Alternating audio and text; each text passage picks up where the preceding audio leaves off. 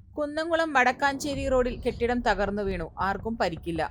വടക്കാഞ്ചേരി റോഡിൽ ഇരുനില കെട്ടിടം തകർന്നു വീണു. ഇന്നലെ വൈകിട്ട് 6:45-നാണ് സംഭവം.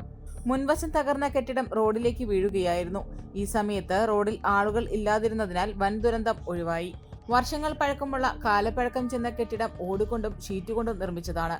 Kunnamkulam station house officer UK ഷാജഹാന്റെ നേതൃത്വത്തിലുള്ള പോലീസ് സംഘവും കുന്നംകുളം അഗ്നിരക്ഷാസേനയും സ്ഥലത്തെത്തി രക്ഷാപ്രവർത്തനം നടത്തി. Hardware, oil, helmet, battery, used bike എന്നീ സ്ഥാപനങ്ങൾ താഴത്തെ നിലയിലും ഡാൻസുകളുടെ ഡ്രസ്സുകൾ വാടകയ്ക്ക് കൊടുക്കുന്ന സ്ഥാപനം മുകളിലത്തെ നിലയിലുമാണ് പ്രവർത്തിച്ചിരുന്നത്. ജിന്നി, സാംസങ്, ജീസൺ, വിജീഷ്, ജീവൻ എന്നിവരുടേതാണ് സ്ഥാപനങ്ങൾ. പാറയമ്പാടം സ്വദേശി ചെറുവത്തൂർ ഡേവിസ്, തോമസ് എന്നിവരുടെ ഉടമസ്ഥതയിലുള്ളതാണ് കെട്ടിടം. ഗതാഗതം പൂർണ്ണമായും തടസ്സപ്പെടുകയും വൈദ്യുതി ബന്ധം താറുമാറാവുകയും ചെയ്തു.